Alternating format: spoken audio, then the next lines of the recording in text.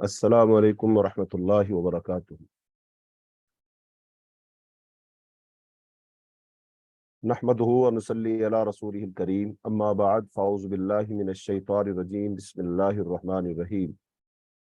दौरा कुरान से दौरा तफसीर कुरान से आज हमारा दूसरा सबक होगा, जिसमें हम सूरतुल फातिहा की फजीलत, इसकी अज़मत, इसकी अहमियत और इसके असरार व मारिफ जो हैं वो बयान करेंगे।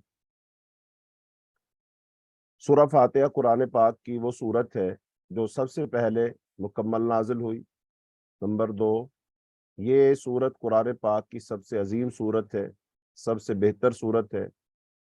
और कुरान पाक की ये वो सूरत है जिसके सबसे ज़्यादा नाम है और इसकी बहुत सारी फजीलतें हैं, जिनमें से एक ये है, ये पूरे कुरान का खुलासा है और ये उम्मुल कुरान है। इसी सूरत को अल कुरानुल अजीम कहा गया और इसके अंदर हिदायत और रहनुमाई के बेशबहा खजाने हैं जो अल्लाह रब्बुल आलमीन ने इसके अंदर बयान फरमाए हैं। और ये वो अल्लाह ताला की तारीफ है कि जो एक बंदा सादा से सादा अल्फाज में अपने रब की करता है और इस सूरत के अंदर उन तमाम अकायद का और मामलात का बयान आ गया है, खुलासा आ गया है, जिनकी कुरान सारे का सारा उनकी तफसीर बयान करता है। गोया कि अगर कोई शख्स सूरह फातिहा को सीख ले तो उसने इजमाली तौर पर सारे के सारे कुरान को सीख लिया, उसने सारे के सारे अकायद सीख ली और उसकी हिदायत और रहनुमाई के लिए ये सूरत काफ़ी है। इसका मतलब ये नहीं है कि बाकी कुरान को ना पढ़ा जाए, बाकी कुरान को भी पढ़ना चाहिए।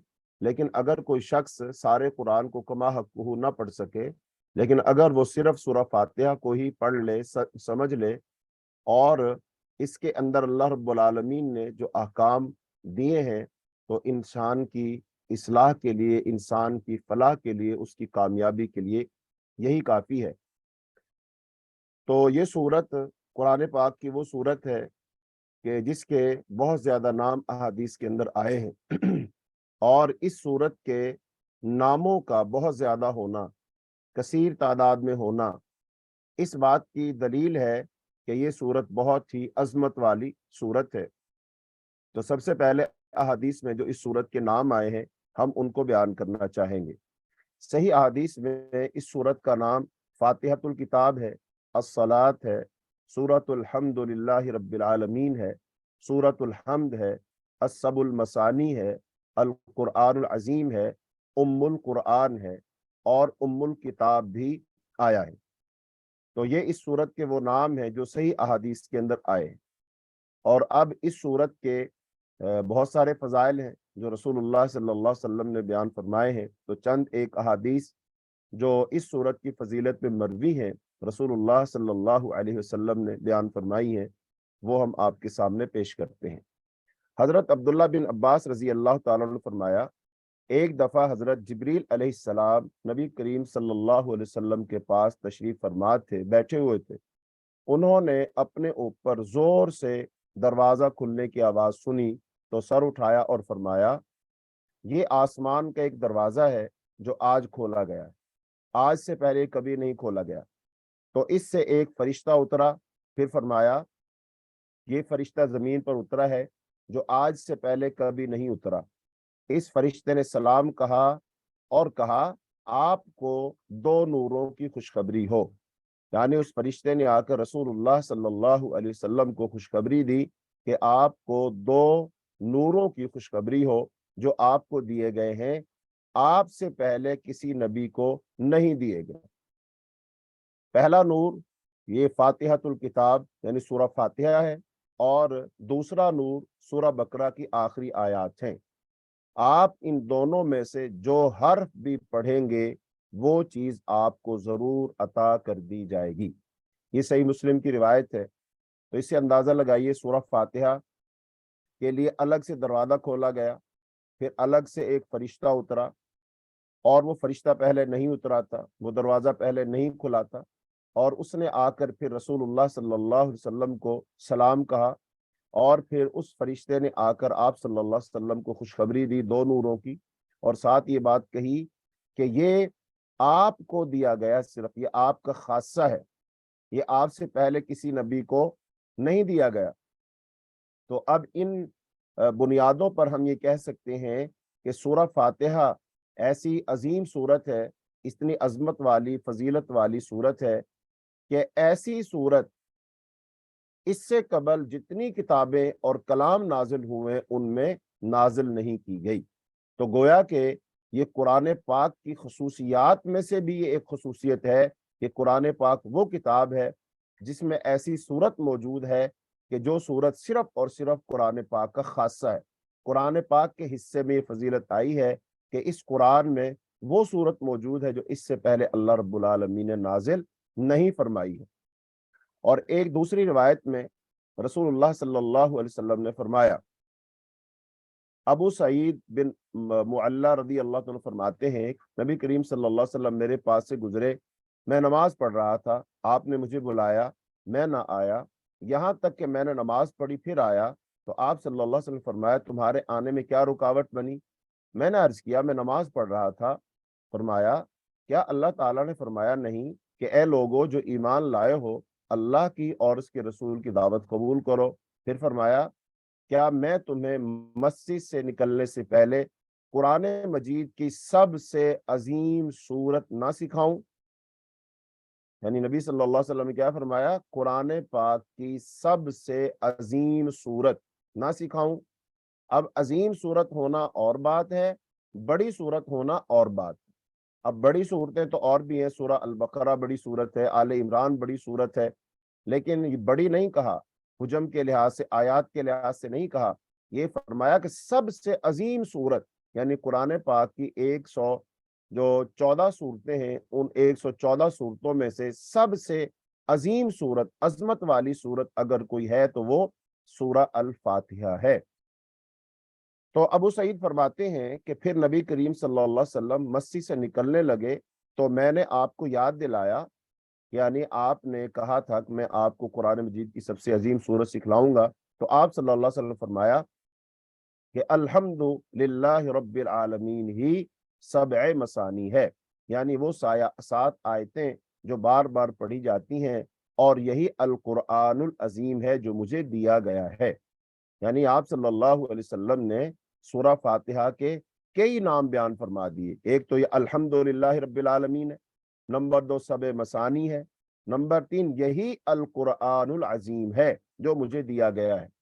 یعنی سورہ فاتحہ کو القرآن العظیم کہا گیا۔ اب قرآن العظیم جب کہیں تو اس سے تو سارے کا سارا قرآن ہی مراد ہوتا ہے۔ تو گویا کہ اب یہی بات جو کل بھی بیان ہوئی، آج بھی بیان ہوئی ابتدا میں، کہ قرآن پاک کی یہ صورت مجمل طور پر سارے کا سارا قرآن ہے، یعنی قرآن پاک کے تمام جو بنیادی عقائد ہیں وہ سارے کے سارے اس صورت کے اندر سمو دیے گئے۔ اللہ تعالیٰ کی صفات ہیں، اللہ تعالیٰ کے کمالات ہیں، وہ سارے کے سارے اس کے اندر سمو دیے گئے ہیں۔ تو گویا کہ یہ قرآن پاک کا خلاصہ ہے، اور در حقیقت یہ سارے کا سارا قرآن ہی ہے۔ جب اس کے مفاہیم اور معانی پر مزید ہم غور کریں گے تو یہ بات ہمیں سمجھ آتی چلی جائے گی اور یہ بات ہم پر کھلتی چلی جائے گی۔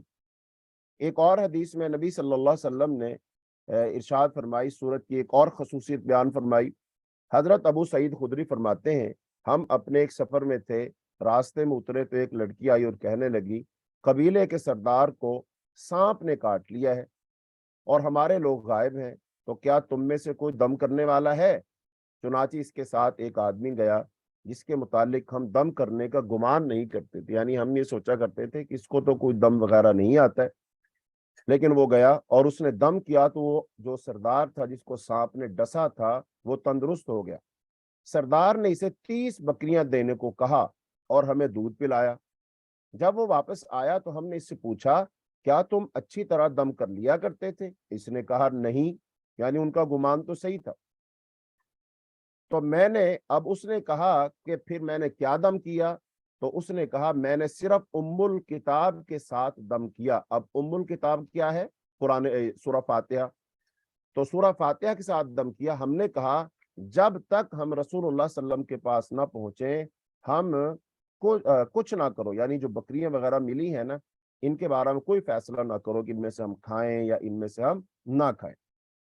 جب ہم مدینہ میں آئے تو ہم نے نبی کریم صلی اللہ علیہ وسلم سے اس کا ذکر کیا، تو آپ صلی اللہ علیہ وسلم فرمایا اسے کیسے معلوم ہوا کہ یہ دم ہے؟ بکریاں تقسیم کر لو اور میرا حصہ بھی رکھو۔ تو اس سے پتہ چلا یہ صورت کیا ہے، یہ دم کی صورت بھی ہے۔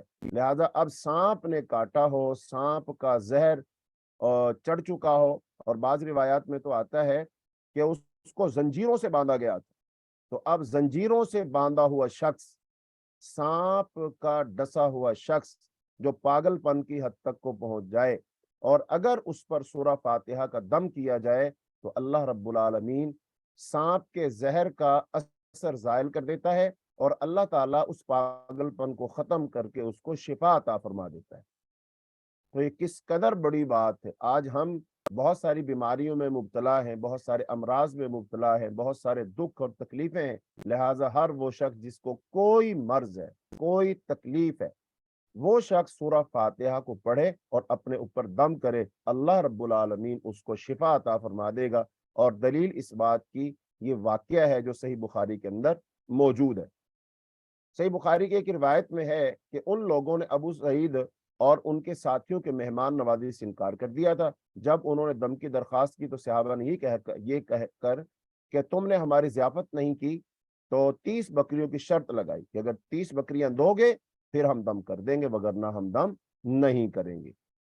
ایک اور روایت میں آتا ہے، خارجہ بن سلف کے چچا بیان کرتے ہیں کہ وہ رسول اللہ صلی اللہ علیہ وسلم کے پاس حاضر ہو کر اسلام لے آئے، پھر واپس گئے تو ان کا گزر کچھ لوگوں کے پاس سے ہوا جن کے پاس ایک پاگل آدمی لوہے کی زنجیروں میں بندھا ہوا تھا۔ اس کے گھر والے کہنے لگے تمہارا یہ ساتھی یعنی رسول اللہ صلی اللہ علیہ وسلم خیر لے کر آیا ہے، تو تمہارے پاس کوئی چیز ہے جس سے تم اس کا علاج کرو؟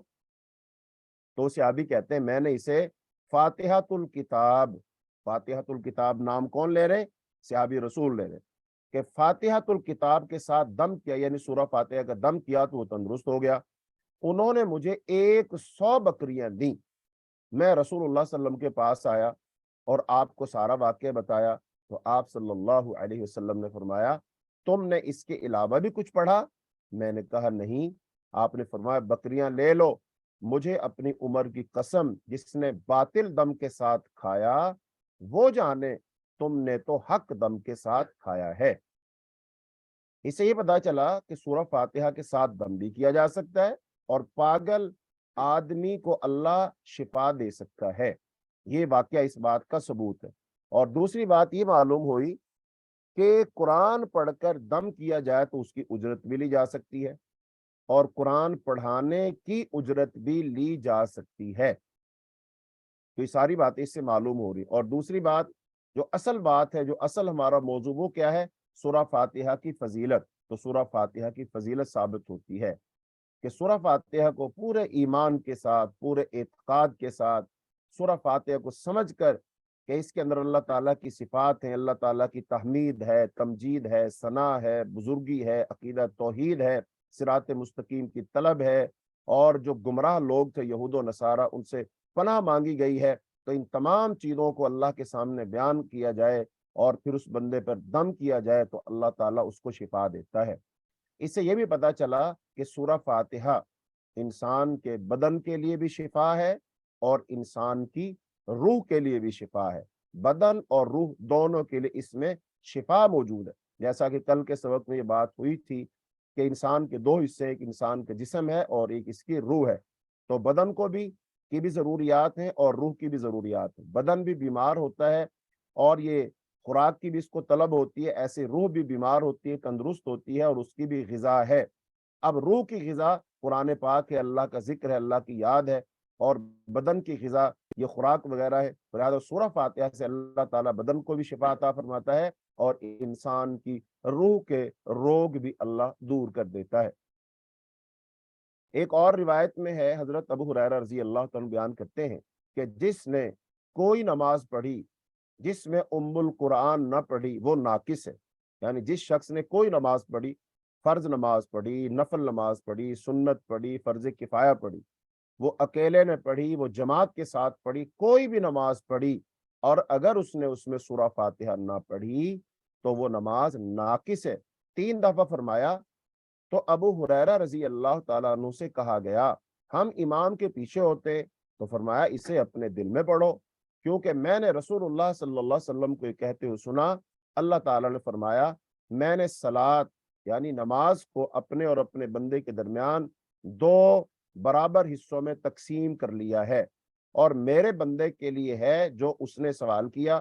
تو جب بندہ الحمدللہ رب العالمین کہتا ہے تو اللہ تعالیٰ فرماتا ہے میرے بندے نے میری حمد کی، اور جب وہ الرحمن الرحیم کہتا ہے تو اللہ تعالیٰ فرماتا ہے میرے بندے نے میری ثنا کی، اور جب وہ مالک یوم الدین کہتا ہے تو اللہ رب العالمین فرماتے ہیں میرے بندے نے میری تمجید یعنی بزرگی بیان کی، اور کبھی فرماتا ہے میرے بندے نے اپنا آپ میرے سپرد کر دیا۔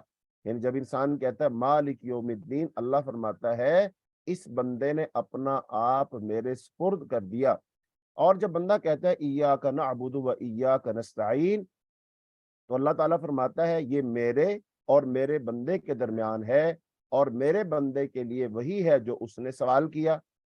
پھر جب وہ شخص سورہ فاتحہ پڑھتے ہو کہتا ہے اہدنا الصراط المستقیم صراط الذین انعمت علیہم غیر المغضوب علیہم ولا الضالین کہتا ہے تو اللہ تعالیٰ فرماتا ہے یہ میرے بندے کے لیے ہے اور میرے بندے کے لیے ہے جو اس نے سوال کیا۔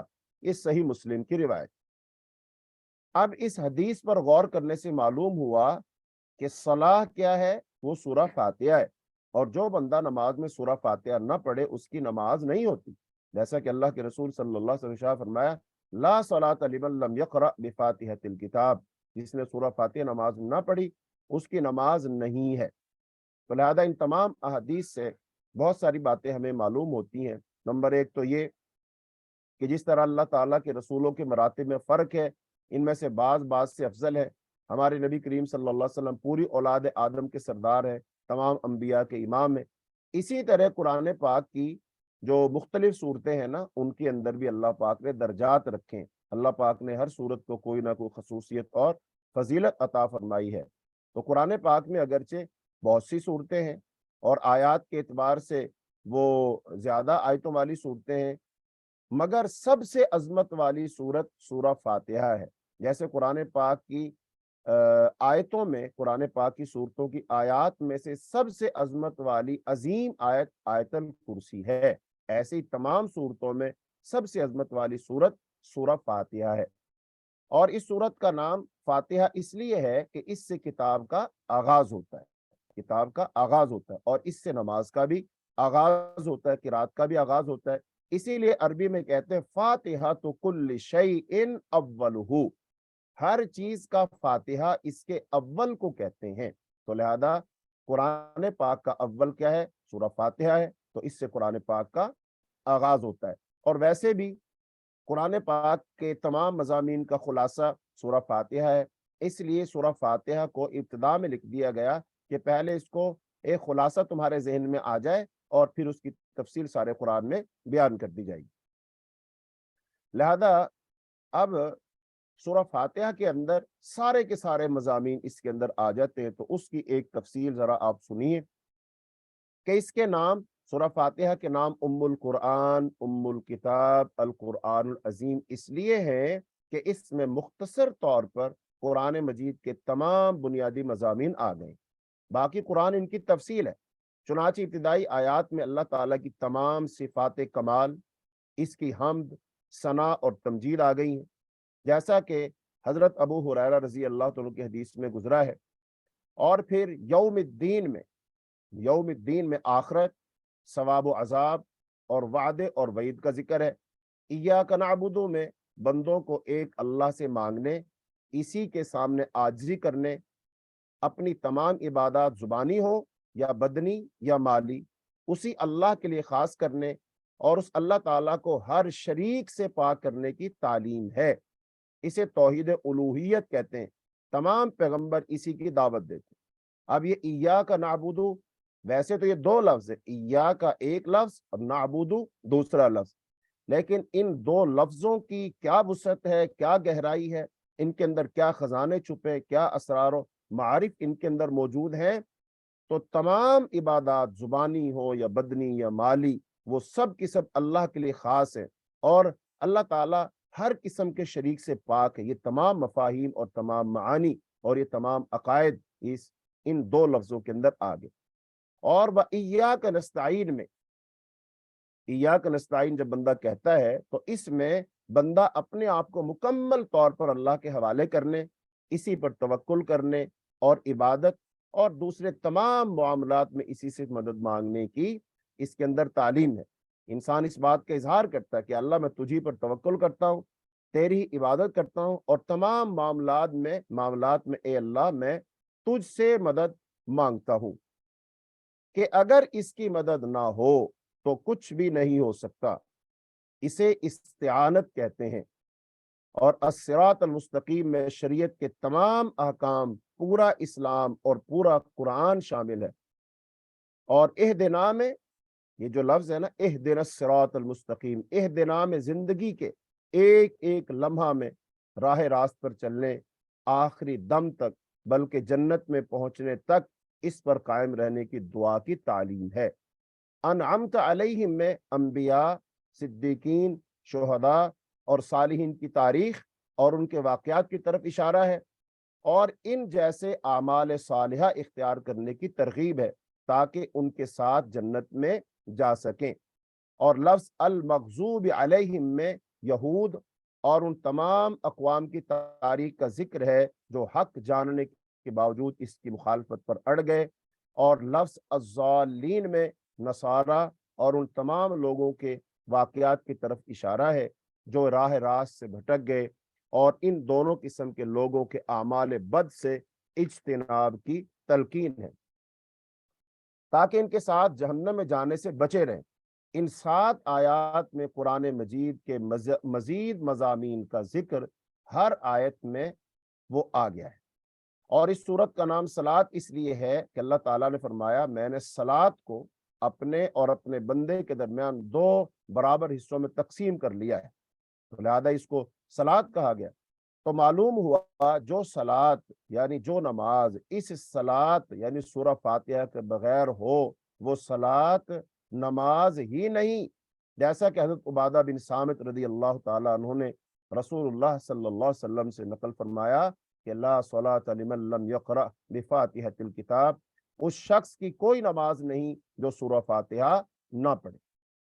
اب بعض لوگوں نے کہا ہے کہ پورے قرآن کے اسرار و معارف سورہ فاتحہ میں، اور فاتحہ کے اسرار بسم اللہ کی با میں، اور بسم اللہ کے اسرار اس کی با میں، اور با کے اسرار اس کے نقطے میں آگے، مگر سورہ فاتحہ میں پورے قرآن کے مضامین آ جانے کا یہ مطلب درست نہیں۔ یہ لوگ دراصل اب ایک با پہ اٹک جائیں گے، ایک با کے اندر ہی سارا کچھ ہے، لہذا یہ بات درست نہیں ہے۔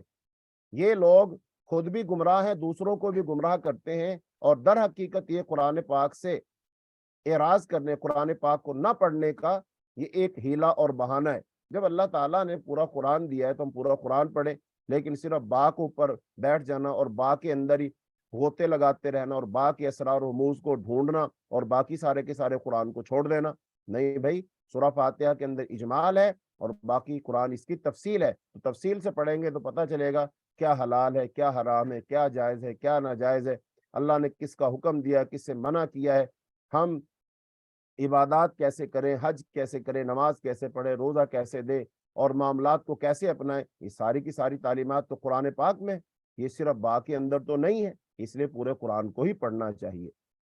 اب ایک اہم ترین بات یہ ہے کہ جو بات بار بار بیان ہو رہی ہے کہ سورہ فاتحہ اجمال ہے، مختصر ہے، اور سارا قرآن اس کی تفصیل ہے، اس کی توضیح اور تشریح ہے۔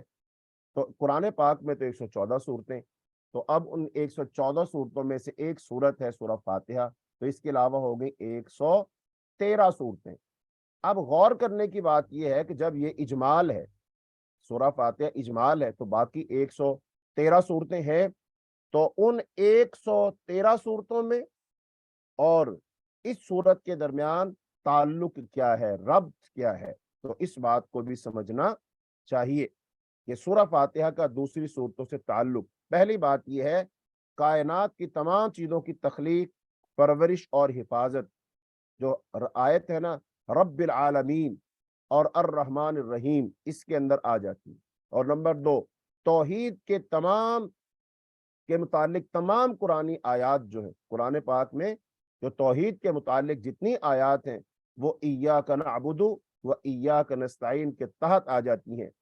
और नंबर 3, दाऊद अलैहिस्सलाम के वाक़या में और दूसरे तमाम मुकामात में अदल व इंसाफ का जिक्र है, और वो अदल व इंसाफ का जिक्र मालिक यौमिद्दीन के तहत है।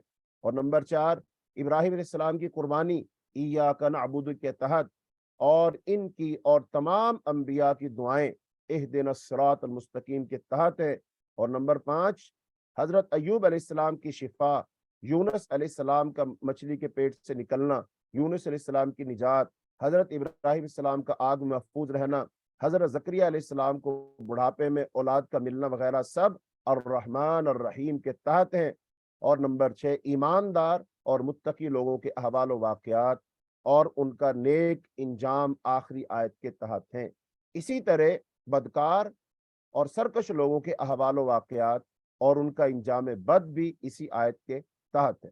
इसी के मुताबिक दूसरी तमाम आयात व वाक़यात को समझ लें। और नंबर 7, शैतान का तकब्बुर, शैतान तकब्बुर के बायस वो धुतकारा गया, तो शैतान का तकब्बुर के बायस धुतकारा हुआ होना अल मग़ज़ूब अलैहिम के तहत है। तो अब ये सूरत अगरचे अल्लाह का कलाम है, मगर इस सूरत को कुरान पाक में के शुरू में बयान किया गया। नमाज के शुरू में हम इसको पढ़ते हैं और बहुत सारी जगहों पे हम फातिहा पढ़ते हैं। तो अब ये सूरत है क्या, अल्लाह ताला ने इसको नाज़िल क्यों फरमाया? तो उसका जवाब ये है कि ये सूरत अगरचे अल्लाह का कलाम है, मगर ये बंदों को सिखाने के लिए नाज़िल हुई है कि वो यूं कहें, यानी कि जब वो अल्लाह के सामने दुआ करें, इल्तिजा करें, चूंकि इंसान को तो मुख्तलिफ मुश्किलात, परेशानियां, हाजात और ज़रूरियात पेश आती रहती हैं, और फिर वो अपनी इन मुश्किलात और हाजात और ज़रूरियात के सामने किसके सामने दामन फैलाएगा, किसके सामने हाथ उठाएगा, किसके सामने वो अर्ज गुजार होगा? यकीनन अल्लाह के सामने। तो अब अल्लाह रब्बुल आलमीन वो बादशाह है, इस कायनात का खालिक व मालिक है, रब्बुल आलमीन है। तो अब उस अल्लाह के सामने कैसे अर्ज की जाए, कैसे दरखास्त की जाए, कैसे दुआ मांगी जाए, उसके अदब आदाब क्या है? पूरी दुनिया में बड़े बड़े जो बादशाह होते हैं ना, उन बादशाहों से मुखातिब होने के खास अंदाज होता है। लोग खास तरीके के साथ झुकते हैं और खास अंदाज से सलाम बजा लाते हैं। तो ये बादशाहों के तौर तरीके हो गए, लेकिन जो इस कायनात का शहनशाह है अल्लाह रब्बुल आलमीन है, मालिक कुल है, खालिक दो जहां है, रब्बुल आलमीन है। तो जब बंदा इतनी बड़ी जात के सामने वो खड़ा हो, अपनी झोली फैलाए, अल्लाह के सामने अर्ज करे, तो वो अपनी जुबान से क्या बोले, कैसे बोले, उस अल्लाह की हम्दो सना कैसे करे, उस अल्लाह की तारीफ और तौसीफ और तहमीद और तमजीद और उसकी तकबीर और बड़ाई कैसे बयान करे? तो ये इंसान अगर खुद सोचता, अपनी तरफ से वो अल्फाज लिखता, तो शायद वो हक अदा न होता। तो अल्लाह ने ये करम फरमाया कि अल्लाह रब्बुल आलमीन ने खुद एक कलाम नाजिल फरमाकर हमें तालीम दे दी कि जब तुमने मुझ अल्लाह को पुकारना हो, मेरे से हम कलाम होना हो, मुझसे कुछ मांगना हो, मेरे सामने झोली फैलानी हो, हाथ उठाना हो, भले तुम रिस्क मांगो या औलाद मांगो, आफियत मांगो या सेहत मांगो, तुम हुकूमत और सल्तनत मांगो या इज्जत और बड़ाई मांगो, कुछ मांगो, तो तुम इस तरह मेरे सामने आकर इल्तिजा करना, फरियाद करना। तो ये अल्लाह ताला ने बंदों को मांगने का तरीका सिखाया है कि बंदों ने अपने मालिक से, बंदों ने अपने रब से कैसे मांगना है। तो ये सूरत अगरचे अल्लाह का कलाम है, मगर ये बंदों को सिखाने के लिए नाजिल हुई है कि वो यूं कहें। और इसकी दलील क्या है? गुज़िश्ता हदीस में ये बयान हो चुका है कि बंदा यूं कहता है तो अल्लाह ये फरमाता है। इसमें बंदे को अल्लाह ताला से मांगने का तरीका सिखाया गया है कि पहले इसकी हम्दो सना और तमजीद की जाए, फिर अल्लाह से इसका बंदा होने का ताल्लुक का जिक्र किया जाए और अपनी बंदगी का वसीला पेश किया जाए। इसके बाद अल्लाह से मदद मांगते हो असल मकसद का सवाल किया जाए, जो सिरात मुस्तकीम की हिदायत का सवाल है, जिससे अहम कोई सवाल नहीं। इसलिए बाज अहले इल्म ने इसका नाम, इस सूरत का नाम एक और रखा तालीमुल मसअला, तालीमुल मसअला के सवाल करने की तालीम, यानी मांगने का तरीका सिखाने वाली सूरत। یعنی کہ یہ صورت نازل کر کے اللہ نے ہمیں اپنی ذات سے مانگنے کا سلیقہ سکھایا ہے، اور یہ اللہ کا ہم پر کرم اور فضل ہے کہ اللہ پاک سکھاتا ہے کہ تم مجھ سے ایسے مانگو گے تو میں تمہیں دے دوں گا۔ جیسا کہ اللہ تعالیٰ نے آدم علیہ السلام سے خطا ہو گئی، خطا ہونے کے بعد آدم تو شرمندہ تھے، بہت شرمندہ تھے، اور انہوں نے پھر یہ کہہ دیا تھا کہ اللہ مجھ سے خطا تو ہو گئی ہے۔ تو پھر اللہ پاک فرماتے ہیں فَتَلَقَّىٰ آدَمُ مِن رَبِّهِ بِكَلِمَاتٍ، کہ آدم علیہ السلام نے سیکھے کلمات، کس سے؟ اللہ سے سیکھے۔ تو گویا کہ اللہ نے سکھائے اور آدم نے سیکھے، پھر آدم نے وہی لفظ بولے، وہی کلمات کہے، تو اللہ پاک نے ان کی توبہ قبول فرما لی۔ تو اسی لیے تمام چیزیں اللہ کے قبضہ قدرت میں ہے، وہ مال ہے، وہ دولت ہے، وہ اولاد ہے، وہ عزت ہے، وہ رزق ہے، کچھ بھی ہے، اس کے خزانے سب کس کے پاس ہیں؟ اللہ کے پاس ہیں۔ تو لہذا اب اللہ کے پاس خزانے ہیں تو بندہ ان میں سے کچھ مانگتا ہے، تو اب اس کو تو مانگنا بھی نہیں آتا، تو لہذا اب اللہ نے اس کو خود سکھا دیا کہ تم مجھ سے ایسے ایسے مانگنا، پھر میں تجھے عطا کر دوں گا۔ تو یہ اللہ کی رحمت چھلک رہی ہے۔ اور پھر بعض لوگ زندہ یا فوت شدہ لوگوں کے نام کے وسیلے سے دعا کرتے ہیں کہ یا اللہ فلاں کے وسیلے سے یا واسطے سے یا بحرمت فلاں میری دعا قبول فرما۔ تو یہ طریقہ درست نہیں ہے، یہ بدعت ہے اور قرآن و سنت سے کہیں ثابت نہیں ہے۔ اور اگر یہ عقیدہ رکھے کہ ان بزرگوں کا نام لیا جائے تو وہ اللہ سے منوا لیتے ہیں، تو یہ شرک ہے، جن میں مشرکین عرب مبتلا تھے۔ اور اس کی دلیل قرآن پاک کے اندر موجود ہے، سورہ یونس پڑھ لیں، سورہ زمر پڑھ لیں۔ تو لہذا یہ طریقہ ٹھیک نہیں ہے، ہمارے ہاں بھی مسلمانوں میں عقیدہ پایا جاتا ہے، تو لہذا سورہ فاتحہ کو سیکھو اور باقی یہ سارے غلط طریقے سیکھ دو، ان کو چھوڑ دو۔ تو صحیح وسیلہ، اگر وسیلہ ہی پکڑنا ہے تو پھر صحیح وسیلہ پکڑو۔ وسیلہ کی دو قسمیں ہوتی ہیں، ایک جائز اور حلال وسیلہ ہے، ایک ناجائز اور حرام وسیلہ ہے، لیکن ہمارے ہاں اکثر لوگ جو ناجائز اور حرام وسیلہ ہے وہ اپناتے ہیں۔ صحیح وسیلہ جو ثابت ہے وہ اللہ تعالیٰ کی ذات و صفات کے وسیلے سے دعا کرنا ہے، یا اپنے کسی صالح عمل کے وسیلے سے دعا کرنا ہے، جیسا کہ ایاک نعبد میں ہے، اور جیسا کہ آل عمران، سورہ آل عمران کی آیت نمبر 193 میں ہے، ایمان لانے کے وسیلے سے دعا کی گئی ہے، اور غار والے 3 اصحاب نے اپنے اپنے خالص عمل کے وسیلے سے دعا کی۔ یہ صحیح بخاری کے اندر واقعہ موجود ہے کہ 3 لوگ تھے، غار میں پھنس گئے، ایک پتھر لڑکتا ہوا غار کے منہ پر آ گیا، اور اب اس کے ہٹنے کی کوئی صورت نہیں تھی، تو اب ان کو تو یقین تھا کہ ہم مر جائیں گے، تو لہذا اب انہوں نے سوچا کہ اب ہم کیا کریں، یہاں سے کیسے نکل سکتے ہیں۔ بس ان کے ذہن میں ایک ترکیب آئی کہ ہم اللہ سے دعا کریں۔ اور اللہ سے دعا کیسے کریں؟ ہر ایک نے کہا کہ ہم اللہ سے دعا کریں گے اور اس عمل کے وسیلے سے دعا کریں گے جو زندگی میں تم نے خاص اللہ کے لیے کیا تھا، تو اللہ کو ہم اپنے نیک عمل کا وسیلہ دیں گے۔ تو ان میں سے ایک بندہ کہنے لگا کہ یا اللہ تو جانتا ہے، ایک بندہ میرے پاس آیا تھا، اس نے میرے پاس مزدوری کی تھی، طے ہوا تھا میں تجھے اتنے پیسے دوں گا تو یہ کام کرے گا، لیکن شام کا وقت ہوا تو میرا اسے جھگڑا ہو گیا اور بغیر مزدوری لیے چلا گیا۔ میں نے اس کے پیسوں سے ایک گائے خریدی، یا بعض روایت میں بکری خریدی، اور پھر میں اس کو پالتا پوستا رہا، اور پھر اس نے بچے دیے، پھر اور بچے دیے، تو لہذا اس کی نسل بڑھتے بڑھتے بڑھتے ایک ریوڑ بن گیا۔ اور کچھ عرصے بعد وہ شخص آیا اور اس نے کہا بھی فلاں وقت میں نے تیرے پاس ملازمت کی تھی اور شام کو میں اپنی اجرت لیے بغیر چلا گیا تھا، تو لہذا اب مجھے تو میری اجرت دے دے۔ اب وہ بندہ کہتا ہے یا اللہ تو جانتا ہے، میں نے اس سے کہا کہ یہ بھائی ساری گائیاں اور یہ بکریاں تیری ہیں، ساری کی ساری لے جا۔ اس نے کہا تھا بھائی تو مجھ سے مذاق کیوں کرتا ہے، بھائی میں نے تو مزدوری لینی ہے، تو کہہ رہے ساری بکریاں میری ہیں، ساری گائیاں میری ہیں۔ اس نے کہا ہاں یہ ساری کی ساری تیری ہیں، کیونکہ میں نے تیری اس تنخواہ سے ایک خریدی تھی اور اس میں اللہ نے برکت ڈال دی، تو پھر یہ ساری اس سے ہو گئی، یہ ساری تیری۔ یا اللہ تو جانتا ہے اس بندے نے ایک گائے تک میرے لیے نہیں چھوڑی، ایک بکری تک نہیں چھوڑی، ساری ہی لے گیا۔ تو یا اللہ یہ میں نے عمل صرف تیری رضا کے لیے کیا تھا، اللہ اگر تجھے یہ میرا عمل پسند ہے تو یا اللہ اس غار کے پتھر کو ہٹا دے، ہمیں نجات دے دے۔ تو رسول اللہ صلی اللہ علیہ وسلم فرمایا جب وہ بندہ دعا کر کے ہٹا، وہ پتھر تھوڑا سا سرک گیا، ایک طرف ہو گیا وہ پتھر، غار کے منہ سے پتھر تھوڑا سا ایک طرف ہو گیا۔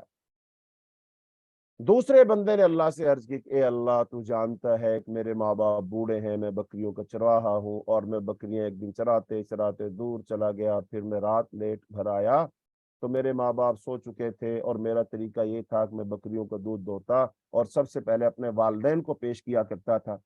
لیکن آج تو میرے ماں باپ سو گئے تھے اور میرے بچے بھوکے تھے، تو دودھ تو میں نے دوہا، لیکن وہ پیالہ لے کر میں کھڑا ہو گیا اپنے ماں باپ کے سرانے، حتیٰ حالانکہ بچے میرے پاؤں کے ساتھ لپٹ رہے تھے کہ ہمیں دودھ پلاؤ، ہمیں دودھ پلاؤ، لیکن میں نے دودھ نہ پلایا کہ پہلے اپنے ماں باپ کو پلاؤں گا، لیکن ماں باپ سوئے ہوئے تھے، میں نے ان کو جگایا بھی نہ، اس لیے کہ بڑھاپے میں نیند بڑی مشکل سے آئی ہوگی، اگر آنکھ کھل گئی ہو سکتا ہے دوبارہ نیند ہی نہ آئے، تو لہذا میں ان کے آرام میں نے خلل نہیں ڈالا، دودھ کا پیالہ لے کر کھڑا رہا اس نیت کے ساتھ کہ جیسے ہی ان کی آنکھ کھلے گی تو میں ان کو دودھ کا پیالہ پیش کر دوں گا۔ تو یا اللہ میں نے ایک کام صرف تیری رضا کے لیے کیا تھا، اگر تجھے میرا یہ عمل پسند ہے، اللہ اس غار کے پتھر کو ہٹا دے اور ہمارا نکلنے کا راستہ بنا دے۔ رسول اللہ صلی اللہ علیہ وسلم فرمایا اللہ پاک نے وہ پتھر اور سرکا دی۔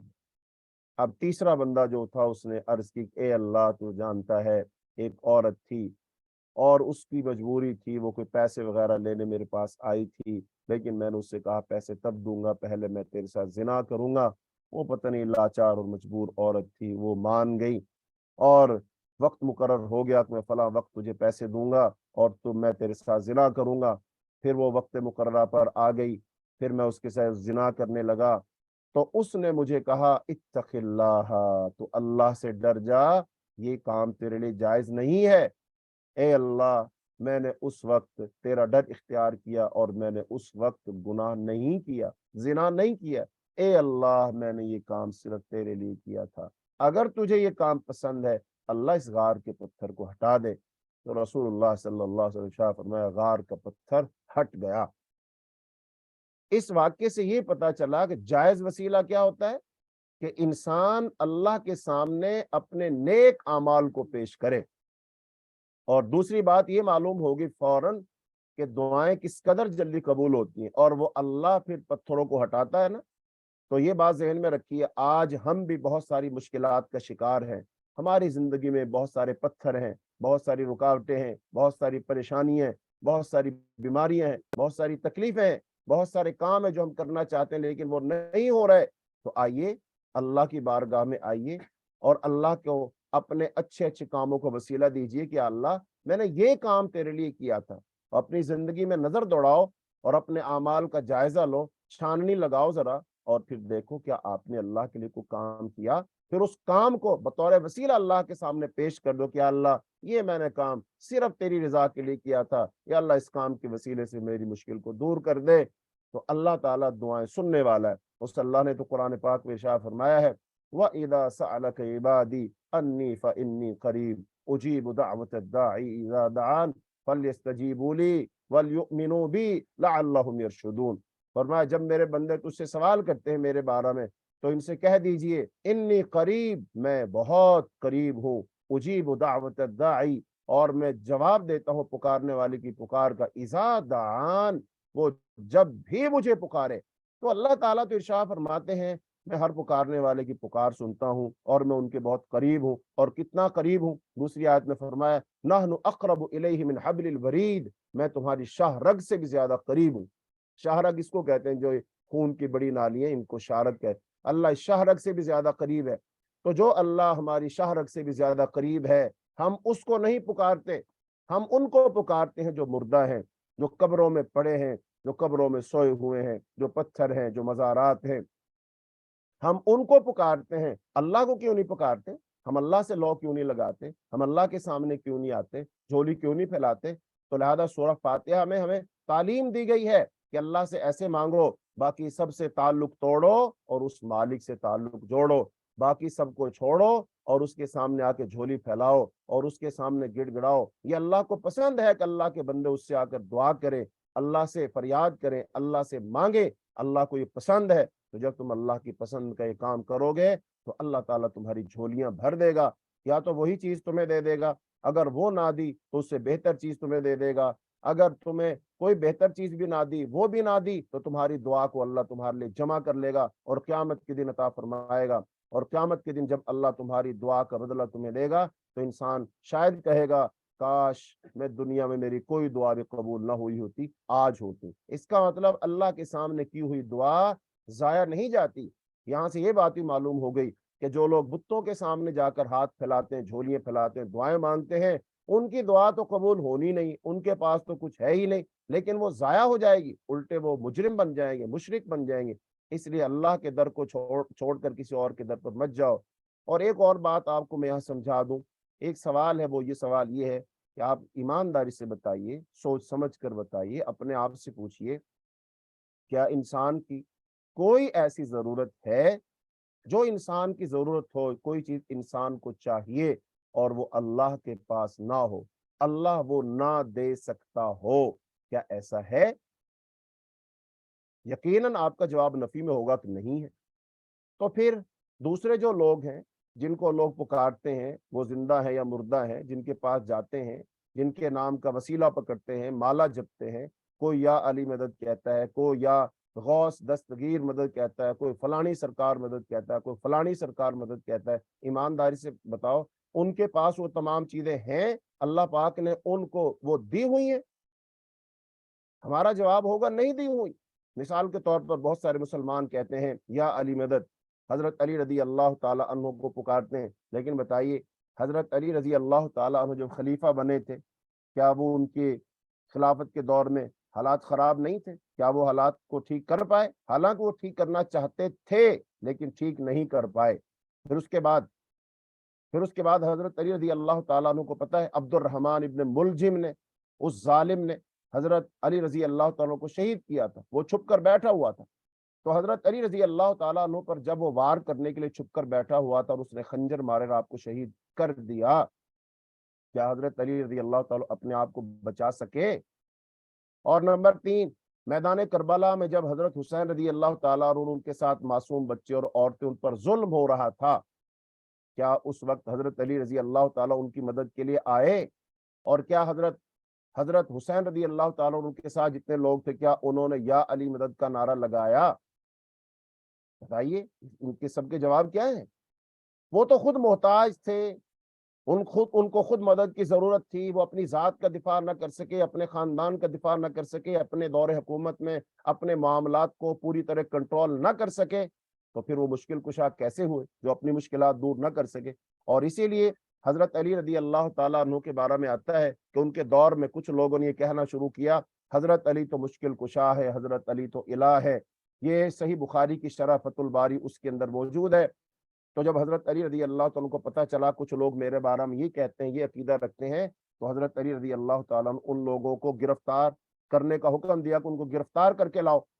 پھر ان کو گرفتار کر کے جب لایا گیا، پھر آپ نے ان سے کہا توبہ کر لو، توبہ کر لو، اپنی عقیدے سے توبہ کرو کہ میں الہ نہیں ہوں، میں مشکل کشا نہیں ہوں، مجھ سے دعا نہیں مانگو گے؟ انہوں نے کہا نہیں جی، ہمارے تو آپ ہی مشکل کشا ہیں۔ حضرت علی رضی اللہ تعالیٰ اپنے دور میں انہوں نے آگ جلوائی، آگ جلوا کر ان کو زندہ جلا دیا۔ اس کا مطلب حضرت علی رضی اللہ تعالیٰ خود اس کے خلاف تھے کوئی ان کو مشکل کشا حاجت روا کہے۔ تو اس لیے صرف اور صرف مشکل کشا حاجت روا، بگڑیاں بنانے والا، خزانے بخشنے والا، اولاد دینے والا، مدد کرنے والا صرف اور صرف ایک اللہ ہے۔ تو جب انسان کہتا ہے ایاک نعبد و ایاک نستعین، اس کا مطلب یہی ہوتا ہے کہ میں سب سے تعلق توڑتا ہوں اور ایک اللہ سے تعلق جوڑتا ہوں۔ تو لہذا اب یہ سورہ دم ہے، اور دم کے پیچھے بات گزر گئی، پھر لوگوں کے اپنے اپنے مشاہدات ہیں۔ ہمارے استاد ہیں حافظ عبدالسلام بن محمد، انہوں نے ایک اپنا واقعہ اپنی تفسیر کے اندر لکھا ہے کہ میری ہمشیرہ تھی اور وہ ٹانگ سے معذور تھی اور بیساکھی کے سہارے سے وہ چلا کرتی تھی، اور اس کی تندرست ٹانگ بھی آہستہ آہستہ بیکار ہونے لگی، سارے گھر والے سخت مصیبت میں پھنس گئے۔ میرے والد صاحب کو ایک عالم نے یہ بتایا کہ سورہ فاتحہ کا دم کرنے کی تاکید کی، اور انہوں نے دم کرنا شروع کیا۔ تو فرماتے 13ویں دن ہمشیرہ دیوار کے سہارے سے ٹانگ پر کھڑی ہو گئی، اور پھر اس کی ٹانگ بالکل درست ہو گئی۔ تقریباً 40 برس ہو گئے، وہ فرماتے 40 برس ہو گئے، آج تک وہ بیساکھی کے ساتھ اس ٹانگ پر چلتی پھرتی ہے۔ وہ فرماتے ہیں مجھے زندگی میں 2-3 دفعہ نہایت سخت بیماری پیش آئی، علاج کے ساتھ ساتھ گھر والے سورہ فاتحہ کا دم کرتے رہے، اگرچہ کچھ مدت لگی مگر اللہ تعالیٰ نے شفا عطا فرما دی۔ ابھی حال ہی کا واقعہ ہے، ایک ہمارے استاد ہیں، وہ ان کی ٹانگ میں گھٹنے میں شدید درد تھا، تو ان سے جب حال احوال پوچھے گئے تو انہوں نے کہا کہ اب میری ٹانگ بالکل ٹھیک ہے۔ تو ظاہری بات ہے سائل نے پھر سوال کیا جی کیسے ٹھیک ہوئی؟ تو انہوں نے کہا کہ میں نے اپنی ٹانگ پر گھٹنے پر سورہ فاتحہ پڑھ کر دم کیا تو اللہ پاک نے مجھے شفا عطا فرمائی۔ تو آج ہم بہت ساری بیماریوں میں مبتلا ہیں، لیکن سورہ فاتحہ سورۃ الشفا ہے، یہ سورہ دم ہے۔ جس کے جسم میں زہر چلا گیا، زہر پیدا ہو گیا، اللہ تعالیٰ اس زہر کے اثر کو ختم کر دیتا ہے۔ جو بندہ پاگل پن کی حد کو پہنچ گیا، اللہ تعالیٰ اس کے پاگل پن کو دور کر دیتا ہے۔ تو لہذا یہ سورت بہت ہی عظیم سورت ہے۔ اس کے بعد ہے، یہ تو اس سورت کی فضیلت ہوئی۔ تو سورت کا آغاز ہوتا ہے بسم اللہ الرحمن الرحیم سے۔ تو بسم اللہ الرحمن الرحیم، اللہ تعالیٰ نے اپنے نبی حضرت محمد صلی اللہ علیہ وسلم کو یہ ادب سکھلایا، بسم اللہ کے ذریعے سے ادب سکھلایا کہ اپنے تمام کاموں اور اہم مواقع سے پہلے اللہ تعالیٰ کے اسماء حسنہ اور اس کی صفات عالیہ کا ذکر کریں، اور آپ صلی اللہ علیہ وسلم کے ذریعے سے اپنی تمام مخلوق کو طریقہ سکھایا کہ اپنی گفتگو کا آغاز، اپنے خطوط کا آغاز، کتابوں کا آغاز، تمام ضروری کاموں کی ابتدا اسی بسم اللہ کے ساتھ کریں۔ یہاں تک کہ بسم اللہ اللہ کے نام کے ساتھ کہتے ہو یہ بیان کرنے کی ضرورت نہیں ہے کہ اللہ کے نام کے ساتھ کیا کرنا ہے۔ بہرحال یہاں بعض لوگ اس کو پوشیدہ مانتے ہیں۔ بہرحال جو بھی ہم کام کریں گے، کھانا کھائیں گے تو ہم مانا یہی ہوگا میں اللہ کے نام کے ساتھ کھانا کھاتا ہوں، کوئی کتاب لکھے گا تو مطلب ہوگا میں اللہ کے نام کے ساتھ میں لکھنے لگا ہوں۔ تو بہرحال یہ لفظ بالکل واضح ہو جاتا ہے کہ میں اللہ کے نام کے ساتھ پڑھتا ہوں یا کھاتا ہوں یا فلاں کام کرتا ہوں۔ پھر بسم اللہ الرحمن الرحیم ہر سورت کے شروع میں ہے سوائے ایک سورت کے، اور وہ سورہ السورہ التوبہ ہے۔ لیکن قرآن پاک کی ایک سورت ہے جس میں یہ بسم اللہ 2 مرتبہ آئی ہے، اور وہ سورہ النمل ہے۔ تو سورہ نمل میں بالاتفاق آیت کا جز ہے، صحابہ کے اجماع کے ساتھ اسے فاتحہ اور دوسری سورتوں کے شروع میں لکھا گیا ہے۔ اس سے ثابت ہوتا ہے کہ یہ سورت توبہ کے سوا ہر سورت کا جز ہے۔ ہر سورت کے ساتھ اس کا نازل ہونا صحیح حدیث سے بھی ثابت ہے۔ عبداللہ بن عباس رضی اللہ عنہ فرماتے ہیں کہ نبی کریم صلی اللہ علیہ وسلم ایک سورت کا دوسری سے الگ ہونا اس وقت تک نہیں پہچانتے تھے جب تک آپ پر بسم اللہ الرحمن الرحیم نازل نہیں ہوتی۔ تو آگے سورت کا آغاز ہوتا ہے الحمدللہ رب العالمین۔ اب یہ جو آیت ہے اس کے اندر کتنے لفظ ہیں؟ 4۔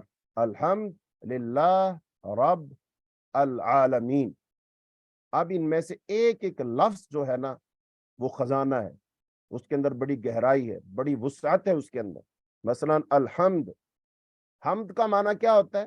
حمد کا معنی ہے کسی خوبی کی وجہ سے تعریف، کسی خوبی کی وجہ سے تعریف کرنا۔ اور اس میں جو آیا نا الف لام آیا، جیسے اب ہم سب نے اردو کی کتاب پڑھی ہوگی، اس میں پڑھا ہوگا حمد اور نعت، نظم پڑھتے ہیں نا حمد اور نعت، لیکن اس کے شروع میں الف لام ہے الحمد۔ الحمد کا معنی کیا ہوتا ہے؟ اس کو کہتے ہیں الاستغراق۔ جیسے ہم کہتے ہیں نا جہاز پانی میں غرق ہو گیا، جہاز پانی میں ڈوب گیا، تو الاستغراق کا معنی ہے کہ حمد کے تمام افراد ہیں، یعنی جو تعریف بھی ہے اللہ ہی کی ہے، نہ کسی دوسرے خود ساختہ معبود کی، نہ کسی مخلوق کی، کیونکہ مخلوق میں اگر تعریف کے لائق کوئی خوبی ہے تو وہ اس اللہ رب العالمین کی پیدا کرتا ہے۔ تو لہذا پھر ساری کی ساری حمد کس کی ہوئی؟ اس اللہ کی ہوئی جس نے وہ چیز بنائی ہے۔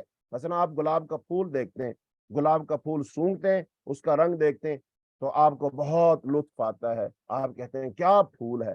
اصل میں آپ اس پھول کی تعریف نہیں کر رہے، آپ اس پھول کو بنانے والے کی تعریف کر رہے ہیں۔ جب آپ گلاب کی خوشبو سونگھتے ہیں اور کہتے ہیں واہ کیا خوشبو ہے، تو آپ اس گلاب کے پھول کی خوشبو کی تعریف نہیں کر رہے، بلکہ آپ اس ذات کی تعریف کر رہے ہیں جس نے گلاب کے پھول میں وہ خوشبو پیدا کی ہے۔ تو اس سے پتہ چلا دنیا میں جب بھی، جہاں بھی، جو بھی، جس وقت بھی، اور جو تعریف کرے گا کسی انداز میں تعریف کرے گا، وہ در حقیقت اللہ رب العالمین کی تعریف کر رہا ہے، کیونکہ اس چیز کے اندر وہ خوبی، وہ وصف اللہ رب العالمین کا پیدا کرتا ہے۔ اور پھر اس کے اندر لفظ اللہ، چونکہ یہ اللہ کا ذاتی نام، اگر آپ سے کوئی پوچھے اللہ کا ذاتی نام کیا ہے تو وہ اللہ ہے۔ اس کے علاوہ جتنے نام ہیں وہ سارے کے سارے صفاتی نام ہیں۔ اس لیے اس میں اللہ تعالیٰ کے تمام اسماء و صفات آ جاتے ہیں، وہ 99 اسماء و صفات بھی جن کا ذکر حدیث میں ہے، اور وہ بھی جو ان کے علاوہ ہیں، خواہ وہ اللہ تعالیٰ نے اپنی مخلوق میں سے کسی کو سکھائے ہیں یا ان کا علم صرف اپنے پاس رکھا ہے۔ کس طرح محمد صلی اللہ علیہ وسلم سے مراد وہ ذات گرامی ہے جو نبی بھی ہے، رسول بھی ہے، شاہد بھی ہے، مبشر بھی ہے، نذیر بھی ہے، داعی اللہ بھی ہے، سراج منیر بھی ہے، ماہی اور عاقب بھی ہے، خاتم النبیین بھی ہے، اور سید ولد آدم بھی ہے۔ غرض اس میں محمد میں، یعنی جو نبی صلی اللہ علیہ وسلم کا ذاتی نام ہے، اس میں آپ کے تمام نام اور تمام صفاتی نام وہ اس کے اندر آ جاتے ہیں۔ اسی طرح لفظ اللہ یہ علم ہونے کی وجہ سے، یعنی ذاتی نام ہونے کی وجہ سے تمام اسماء و صفات کا جامع ہے، اس لیے اہل علم فرماتے ہیں الحمدللہ دعویٰ بھی ہے اور دلیل بھی ہے۔ دعویٰ کیا ہے؟ ساری کی ساری تعریف اللہ کے لیے، اور دلیل کیا ہے کہ وہ ثابت ہے، اسی سے ثابت ہوتا ہے کہ اللہ کے علاوہ کسی نے کوئی چیز بنائی نہیں، تو لہذا جب اللہ نے ہر چیز بنائی ہے، اللہ نے ہر چیز کے اندر خوبی رکھی ہے جس کو دیکھ کر ہم کرتے ہیں، تو وہ دعویٰ بھی اور دلیل بھی، یعنی سب تعریف اللہ کے لیے ہے، کیونکہ وہ تمام صفات کمال کا جامع ہے اور ہر صفت پر اس کی حمد لازم ہے۔ اور الحمدللہ میں کئی عموم ہے اور ایک خصوص ہے۔ الحمد میں الف لام استغراق کا ہونے کی وجہ سے کئی قسم کا عموم ہے، للہ میں ایک خصوص ہے، وہ یہ ہے کہ اس میں لام اختصاص کا ہے، جس کا مطلب یہ ہے کہ ہر حمد اللہ تعالیٰ کے لیے خاص ہے۔ حمد کے عموم میں فاعل کا بھی عموم ہے کہ ہر حمد کرنے والا در حقیقت اللہ ہی کی تعریف کرتا ہے، خواہ وہ خود خاص ہے، خواہ وہ خود رب العالمین ہو یا انسان یا جن یا فرشتہ کوئی بھی ہو، جب بھی اللہ تعالیٰ تعریف کرتا وہ بھی اپنی تعریف کرتا ہے، انسان بھی، جن بھی، فرشتے، سب مخلوق میں سے کوئی کرے اللہ کی، وہ حمد کر رہا ہے۔ ایک مقام پر اللہ تعالیٰ نے فرمایا وَإِن مِّن شَيْءٍ إِلَّا يُسَبِّحُ بِحَمْدِهِ، جو بھی شے ہے اس کی حمد کے ساتھ تسبیح کرتی ہے۔ اسی طرح حمد کے عموم میں مکان، جگہ کا بھی عموم ہے، یعنی وہ کسی بھی جگہ میں ہو، زمین میں حمد ہو، آسمان میں حمد ہو، یا ان کے درمیان میں حمد ہو، یا عرش پر حمد ہو۔ اللہ تعالیٰ فرمایا وَلَهُ الْحَمْدُ فِي السَّمَاوَاتِ وَالْأَرْضِ، یعنی آسمانوں اور زمین میں اسی کی حمد ہے۔ اسی طرح زمان کا بھی اس میں عموم ہے، یعنی وہ حمد دن میں ہو یا رات میں ہو، ماضی میں ہو یا حال میں ہو یا مستقبل میں ہو یا دنیا میں ہو یا آخرت میں ہو، سب کی سب حمد اللہ کے لیے ہے، اللہ ہی کے لیے خاص ہے۔ فرمایا وَهُوَ اللَّهُ لَا إِلَهَ إِلَّا هُوَ لَهُ الْحَمْدُ فِي الْأُولَى وَالْآخِرَةِ، اور وہی اللہ ہے جس کے سوا کوئی معبود نہیں، اسی کے لیے دنیا اور آخرت میں سب تعریف ہے۔ اسی طرح الحمد میں خود حمد کا بھی عموم ہے، یعنی وہ حمد کسی بھی لفظ کے ساتھ ہو یا کسی بھی زبان میں، بلند آواز سے ہو یا آہستہ، دل سے ہو یا زبان سے یا دوسرے اعضاء کے ساتھ، غرض تعریف کوئی بھی ہو صرف اکیلے اللہ ہی کے لیے خاص ہے۔ کسی دوسرے میں کوئی خوبی یا قابل تعریف بات ہے تو وہ اس کی اپنی نہیں بلکہ اللہ تعالیٰ ہی کی عطا کرتا ہے، اس لیے اس کی وجہ سے اس کی تعریف بدر حقیقت اللہ تعالیٰ ہی کی تعریف ہے۔ اور بعض اہل علم نے قرآن مجید کے 4 حصے کیے۔ قرآن مجید کے کتنے حصے کیے؟ 4۔ ہر حصہ الحمد سے شروع ہوتا ہے، ہر حصہ الحمد سے شروع ہوتا ہے۔ پہلا حصہ الحمدللہ رب العالمین سے، یعنی سورہ فاتحہ سے شروع ہوتا ہے، یعنی قرآن کا آغاز ہو رہا ہے۔ اور دوسرا حصہ الحمدللہ الذی جعل الظلمات والنور، سورہ انعام سے شروع ہوتا ہے، وہ بھی الحمد سے۔ اور تیسرا حصہ سورہ کاف سے شروع ہوتا ہے، الحمدللہ الذی انزل علی عبدہ الکتاب۔ اور چوتھا حصہ سورہ سبا سے شروع ہوتا ہے، الحمدللہ الذی لہ ما فی السماوات وما فی الارض۔ اب یہ جو الحمد ہے، یہ کلمہ اتنا مبارک کلمہ ہے، اتنا اللہ کو پسند ہے کہ اللہ کی کتاب قرآن پاک جو عظیم کتاب ہے، ہدایت والی کتاب ہے، محفوظ کتاب ہے، آخر میں نازل کی گئی ہے اور قیامت تک کے لیے کتاب ہے، اور جو کتاب اللہ کے ہاں انسانوں کی سفارش کرے گی، جس کے بارے میں نبی صلی اللہ علیہ وسلم نے ارشاد فرمایا الصیام والقرآن یشفعان للعبد یوم القیامہ، یقول الصیام اے رب منعته الطعام والشہوات فشفعنی فیہ، ویقول القرآن اے رب منعته النوم فشفعنی فیہ فیشفعان۔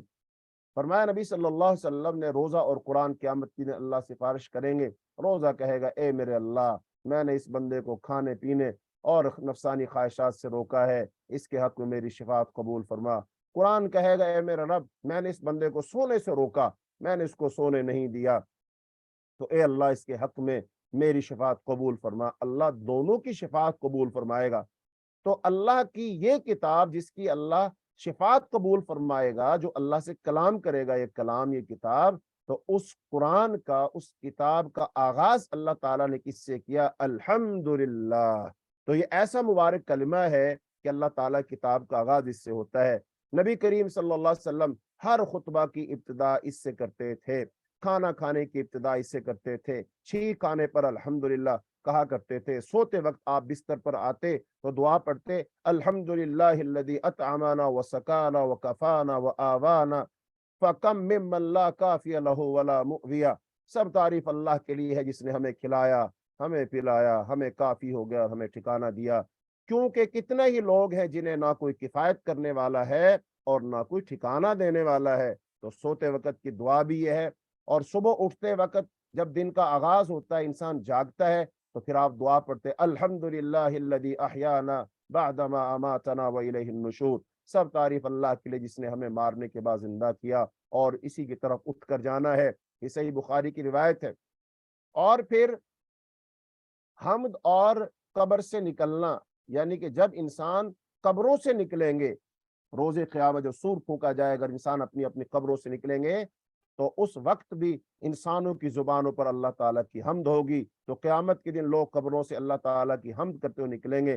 اللہ تعالیٰ نے قرآن میں سورہ بنی اسرائیل میں ارشاد فرمایا یوم یدعوکم فیستجیبون بحمدہ، جس دن وہ تمہیں بلائے گا تو تم اس کی حمد کرتے ہوئے چلے آؤ گے، اور جنت میں داخل ہونے کے بعد بھی اللہ تعالیٰ کی جنتی حمد کریں گے۔ فرمایا وقالوا الحمد للہ الذی ہدانا لہذا وما کنا لنہتدی لولا ان ہدانا اللہ، اور وہ کہیں گے سب تعریف اللہ کی ہے جس نے ہمیں اس کی ہدایت دی، اور ہم کبھی نہ تھے کہ ہدایت پاتے اگر یہ نہ ہوتا کہ اللہ نے ہمیں ہدایت دی ہے۔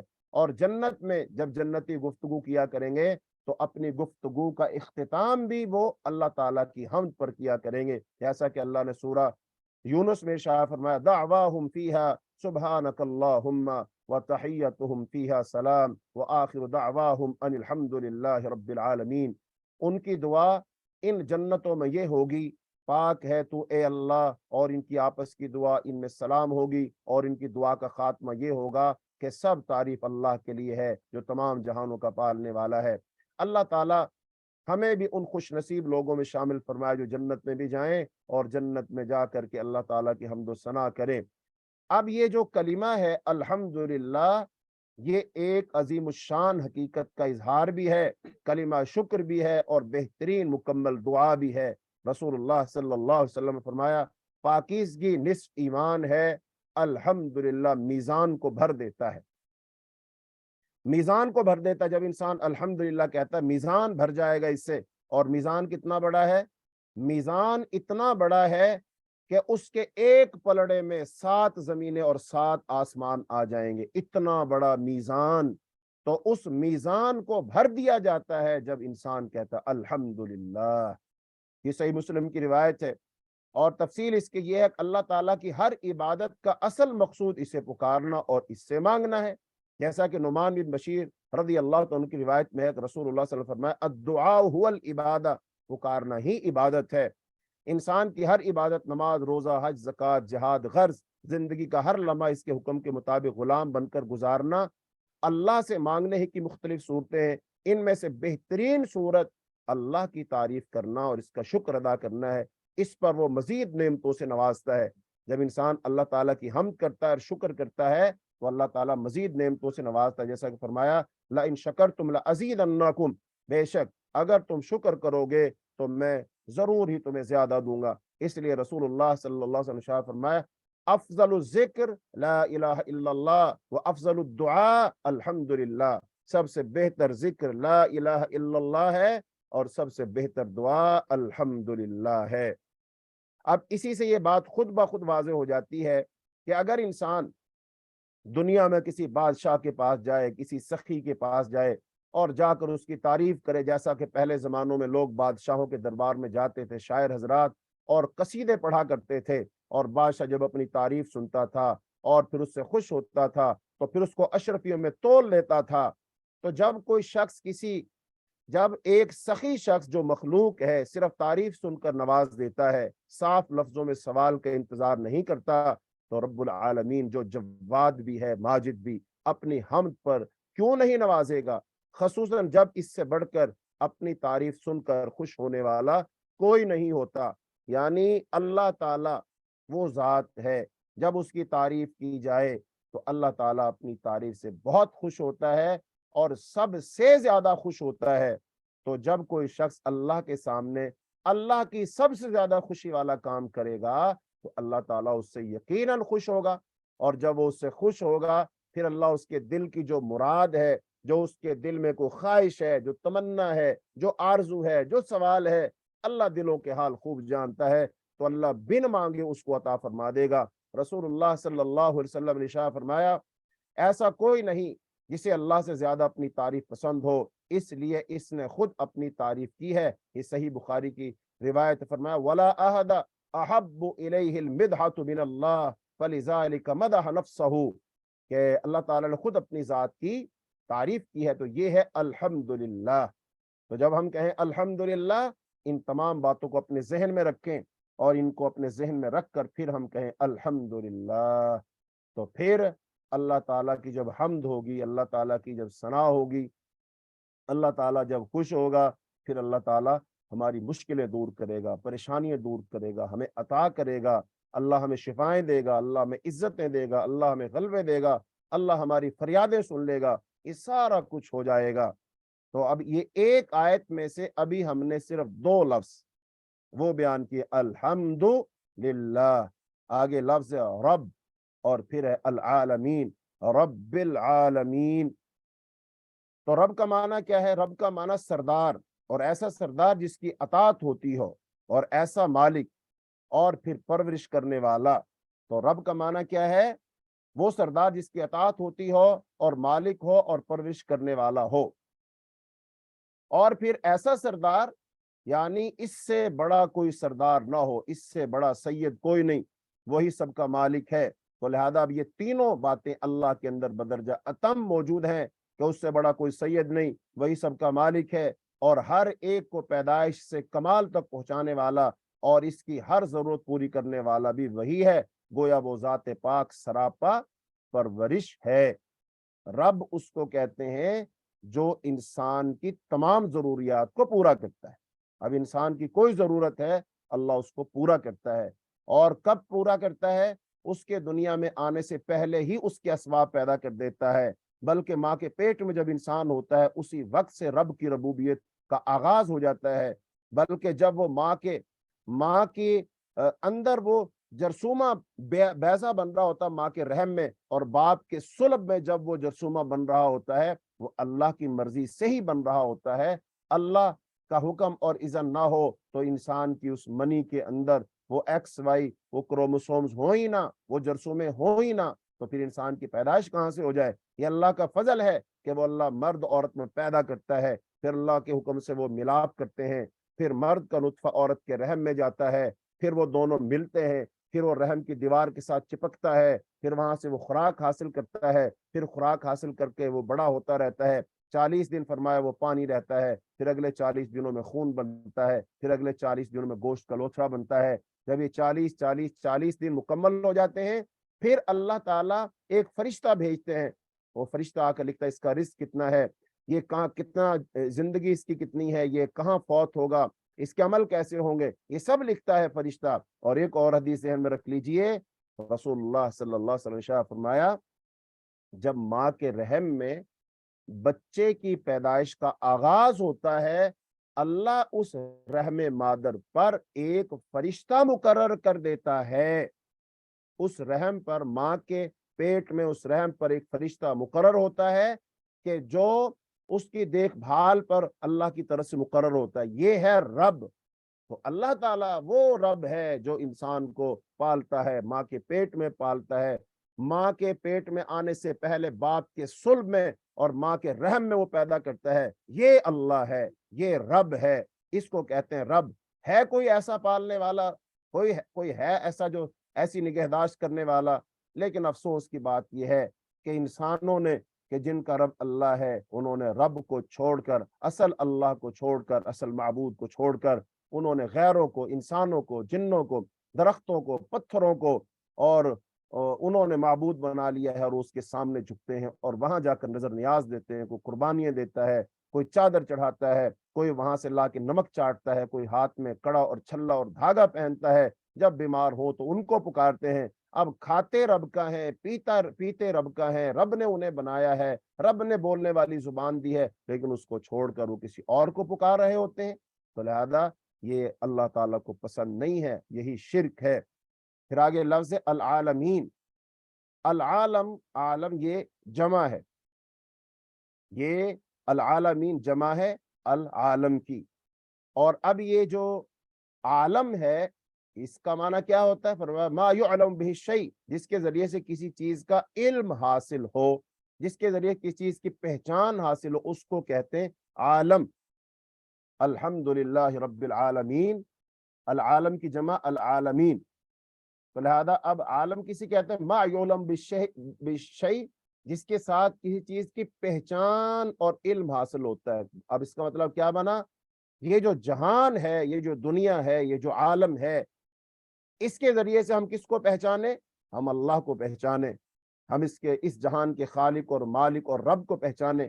اسی لیے تو اللہ تعالیٰ نے ہمیں دعوت دی ہے کہ غور و فکر کرو، تدبر اور تفکر سے کام لو، تم علم حاصل کرو۔ جب تم علم حاصل کرو گے، تدبر اور تفکر کرو گے، تو پھر تم مشرق سے ابھرتے ہو سورج کو دیکھو گے، اور مغرب سے طلوع ہوتے ہوئے چاند کو دیکھو گے، گردش لیل و نہار کو دیکھو گے، اور پھر موسموں کے بدلنے کو دیکھو گے، رات اور دن کے آنے جانے کو دیکھو گے، اور ان سمندروں کے اندر تلاطم خیز اٹھتی ہوئی موجوں کو دیکھو گے، اور پھر تم زمین سے اگتے ہوئے ان پودوں کو دیکھو گے، اڑتے ہوئے پرندوں کو دیکھو گے، تم چیونٹی اور مچھر کو دیکھو گے۔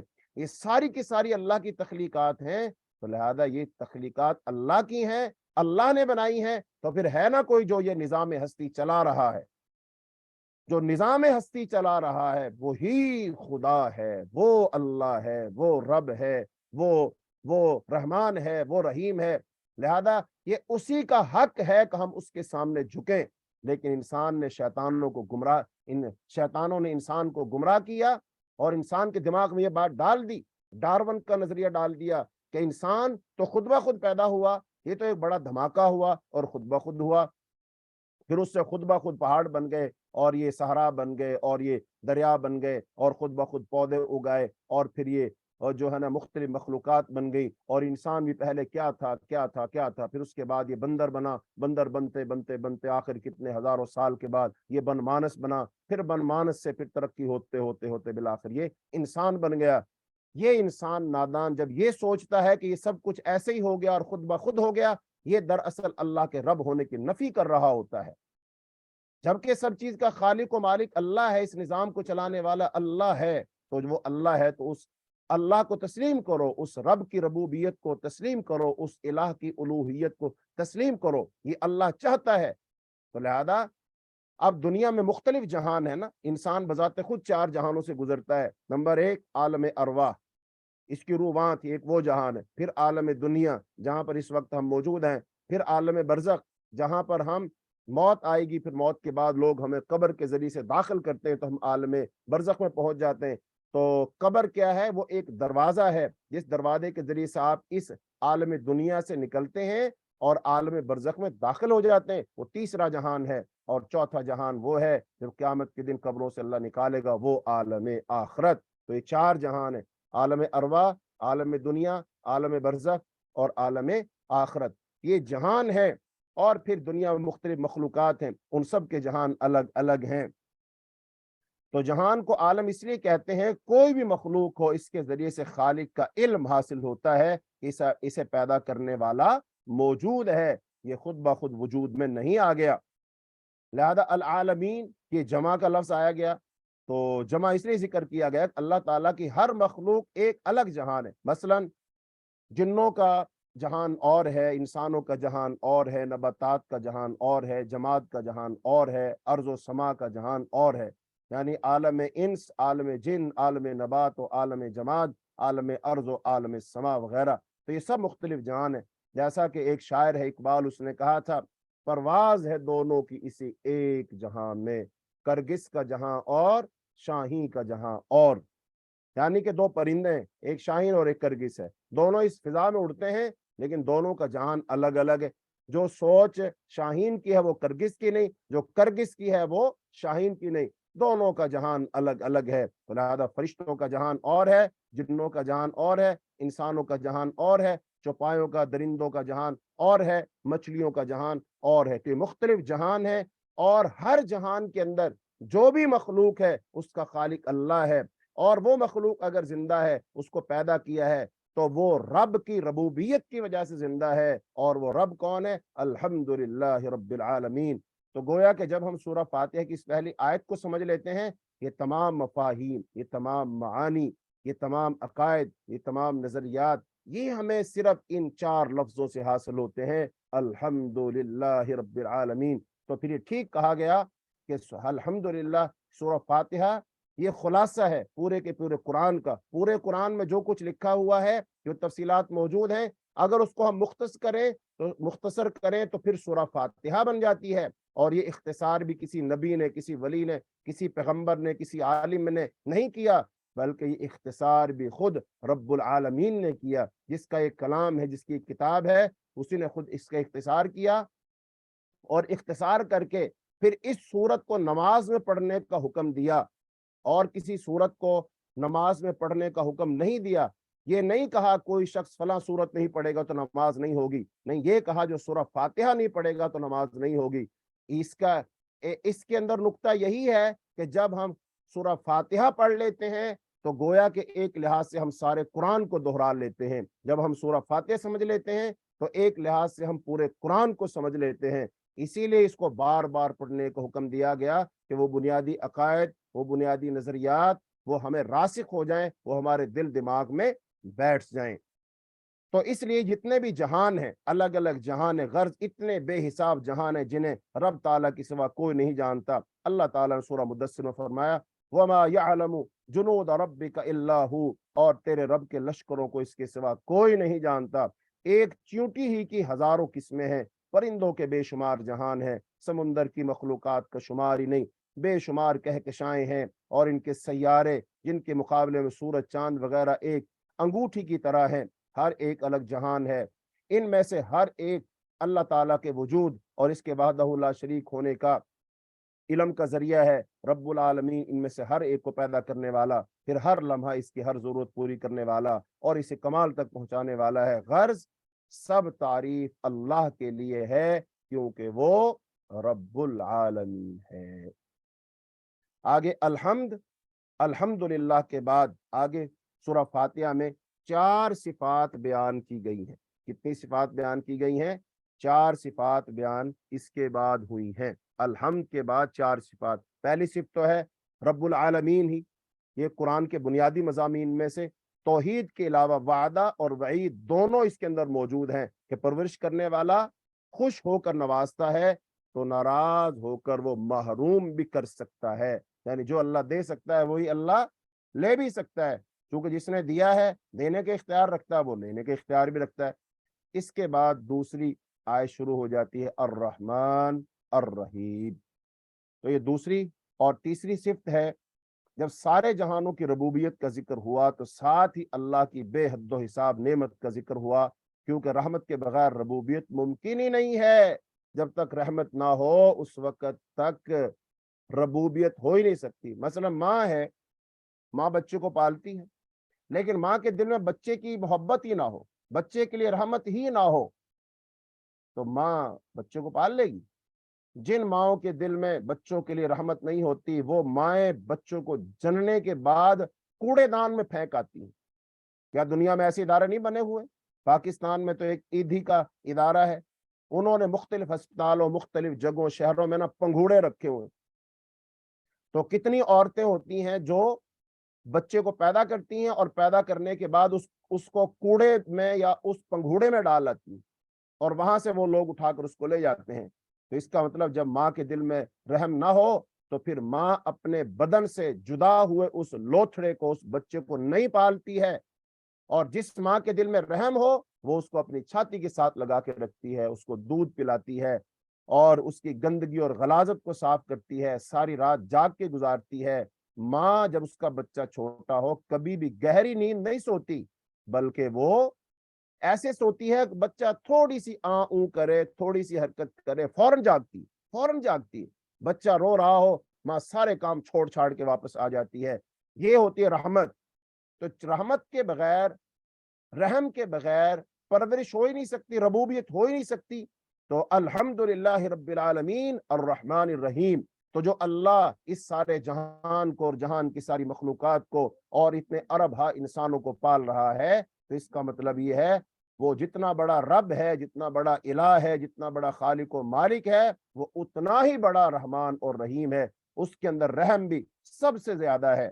تو جب سارے جہانوں کی ربوبیت کا ذکر ہوا تو ساتھ ہی اللہ کی بے حد و حساب رحمت کا ذکر ہوا، کیونکہ رحمت کے بغیر ربوبیت ممکن ہی نہیں ہے۔ یہ دونوں رحم میں سے مبالغے کسی کے، یعنی دونوں کا بہت زیادہ معنی ہوا کہ وہ بہت زیادہ رحم والا۔ رحمان اور رحیم دونوں کا معنی کیا ہوگا؟ بہت زیادہ رحم والا۔ تو لہذا اللہ جتنا بڑا مہربان ہے، اس سے زیادہ کوئی رحمت والا نہیں ہے۔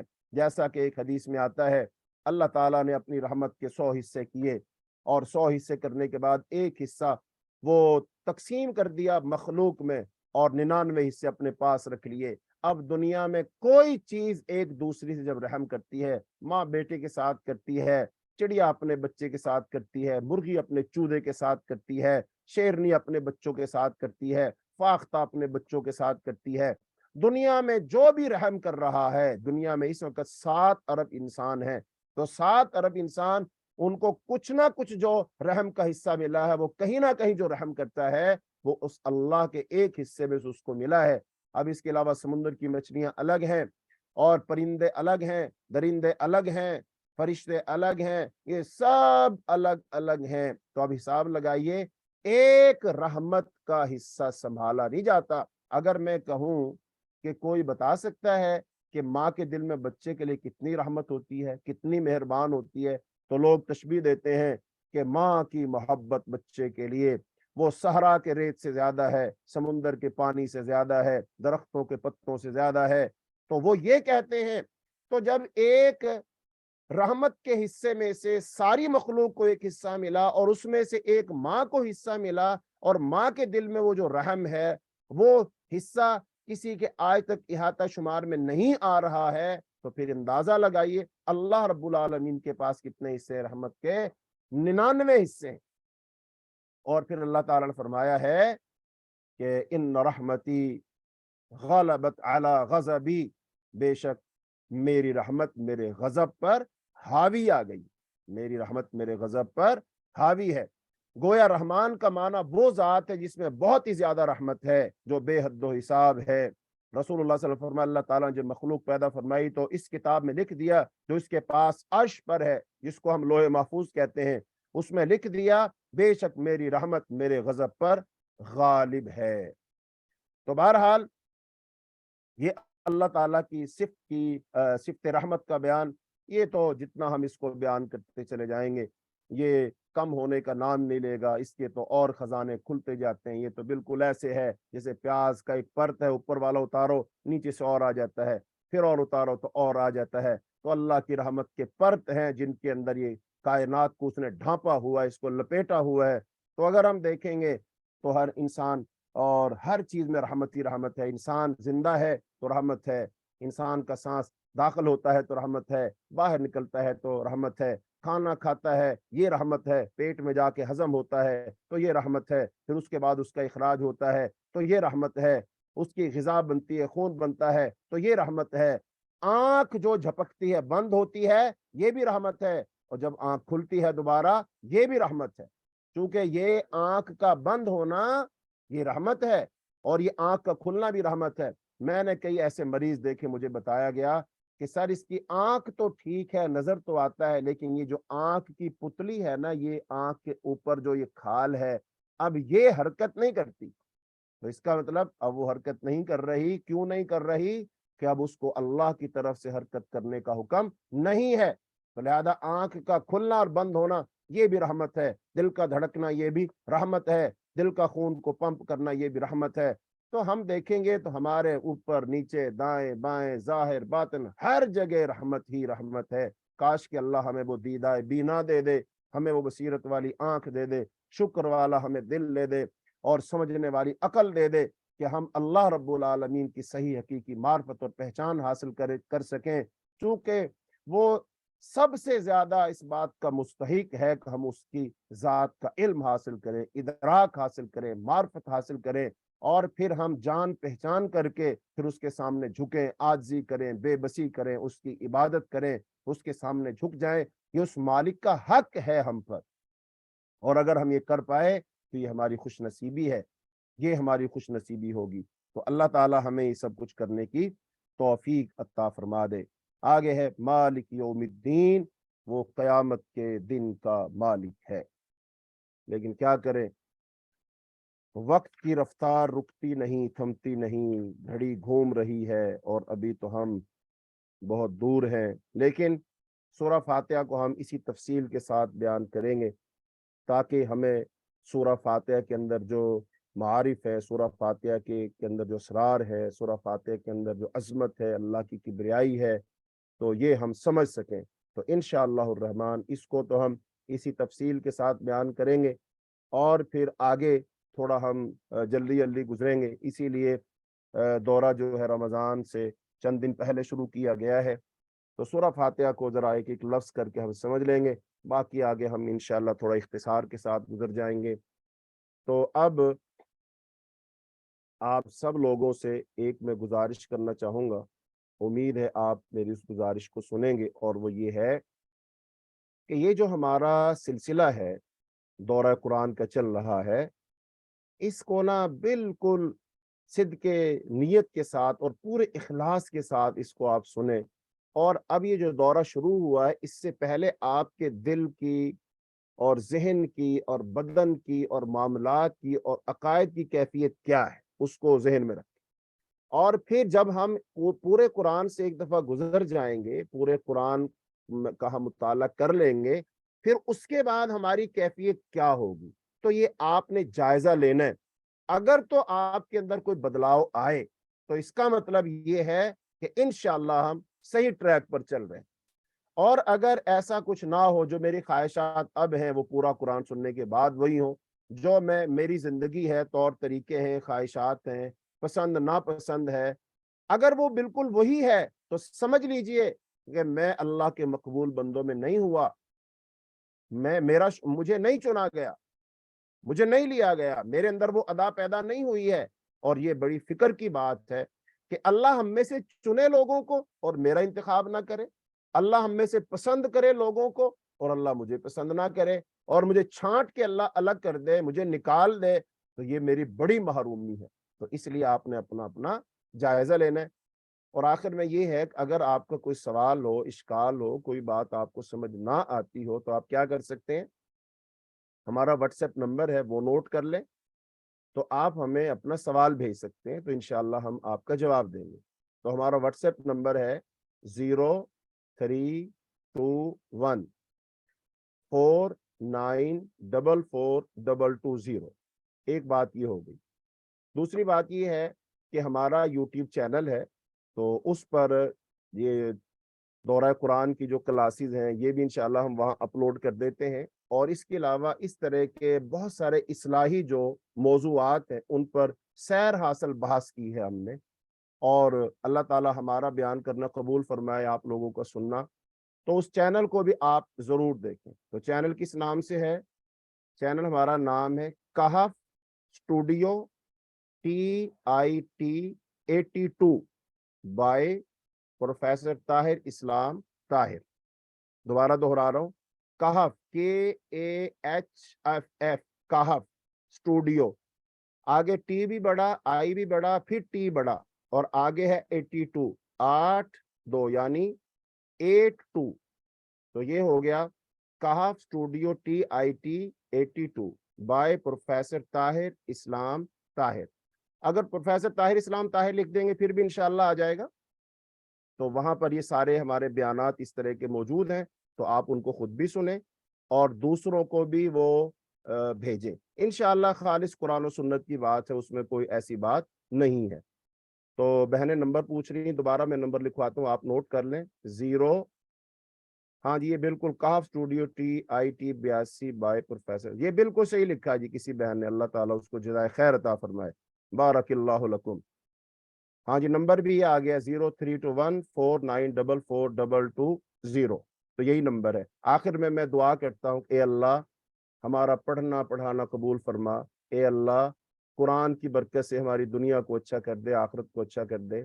اے اللہ ہمیں اپنے مخلص بندوں میں شامل فرما لے. اے اللہ ہمیں اپنے شکر گزار بندوں میں شامل فرما لے. اے اللہ ہمارا خاتمہ بالخیر فرما. اے اللہ ہمیں اپنی جنت میں داخل فرما. اللہم انا نسألک الجنت الفردوس. اللہم انا نسألک الجنت الفردوس. اللہم انا نسألک الجنت الفردوس. اللہم انا نعوذ بک من عذاب النار. اللہم انا نعوذ بک من عذاب النار. اللہم انا نعوذ بک من عذاب النار. اللہم اشف مرضانا ومرضى المسلمین. اللہم اقض حاجاتنا وحاجات المسلمین. وصلی اللہ تعالی علی خیر خلقہ محمد وعلى آلہ واصحابہ اجمعین برحمتک یا ارحم الراحمین.